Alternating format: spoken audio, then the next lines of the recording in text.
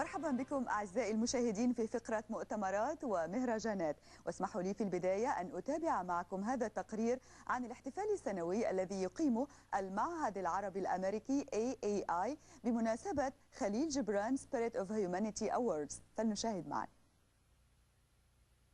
The Najib Halabi Award for Public Service, named in honor of my father, was established to honor men and women of Arab heritage who have served their country honorably and exceptionally, and who are a role model for others in their community and throughout the United States. This year, we honor former Governor of New Hampshire, White House Chief of Staff, and television commentator John H. Sununu. Thank you very much, Queen North. To all the dignitaries that are here, I also thank you for coming and being a part of this. I told Her Highness that this was a very special award to me, particularly because she was here to give it. This award and her presence really ties together two very significant families that have understood how critical the issues in the Middle East are. The Queen's father, Najib Halabi, was a wonderful American who never forgot that he was an Arab American. I'm very proud to be able to present the Gibran Award of Humanity to Habitat for Humanity for its services in providing affordable housing to people in more than 100 countries. For more than 30 years, Habitat for Humanity has been building hope in the hearts and lives of people all around the world.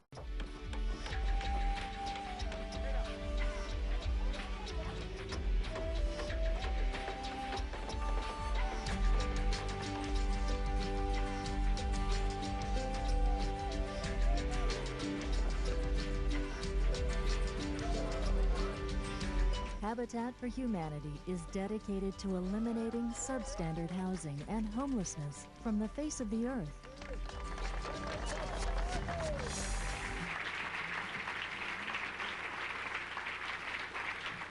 Thank you to so many distinguished guests. It is a great privilege to be with you tonight and a true honor to accept the Spirit of Humanity Award on behalf of Habitat for Humanity and the millions of people around the world who make our work possible. Thank you very much, John Zogby.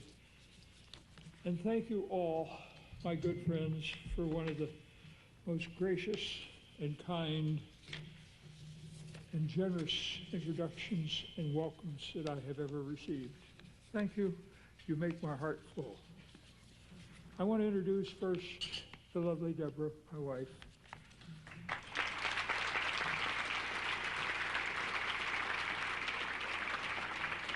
And Your Majesty, Queen Noor, what a privilege to see you tonight. Mustafa was a man who led by example in his professional and personal life. He was also a loving father to 3 boys, Tariq, Malik, and Zaid, and a beloved daughter, Rima. Tonight, we remember a man who gave tirelessly of himself in an effort to bring people together in coexistence and harmony. He sought to celebrate our cultural differences while embracing our similarities. It's an example we should emulate, now more than ever. To receive the recognition for the Arab American Institute Foundation for his father's great work, Malik Akkad.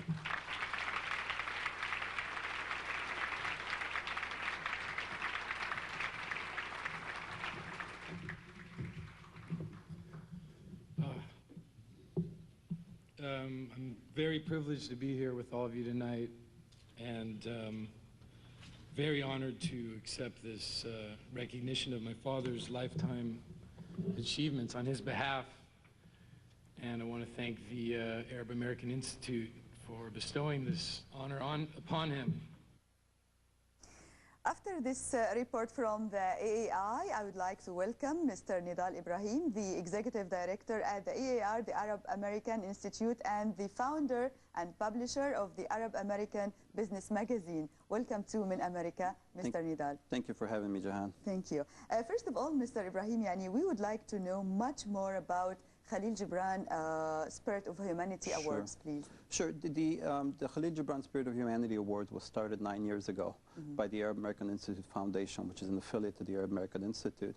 And the idea was to showcase the programs and the events that foster human understanding, things like that binds us regardless of whether you happen to be of Arab background, regardless of what your religion may be, regardless of what your political affiliation may be. The idea is to promote that which unites us and binds us as humans, in the spirit, if you will, of Khalil Gibran, which he so eloquently commented on in his books. In the past, we've honored, as you've just seen, Habitat for Humanity. We've also honored ANERA, MEDs, Access. We've honored some of these organizations, and then we've also taken special pains to honor Arab Americans in public service. We've mentioned here former Governor John Sununu. We've honored Congressman Nick Rahal. And we've honored, obviously, former Secretary Spencer Abraham. And again, the idea is to promote the message and the spirit, if you will, of everything that Khalil Gibran embodied himself and the Prophet in the book, The Prophet, and some of his other works, and that we, as Arab Americans today, are reflective of here in America. المعهد العربي الأمريكي أو the AAI يعني every year they have this convention يعني who are the nominees this year, Mr. Ibrahim? Sure. Right. This year we've selected Global Impact, which is an organization, a charitable organization that provides support for other organizations who do work throughout the world.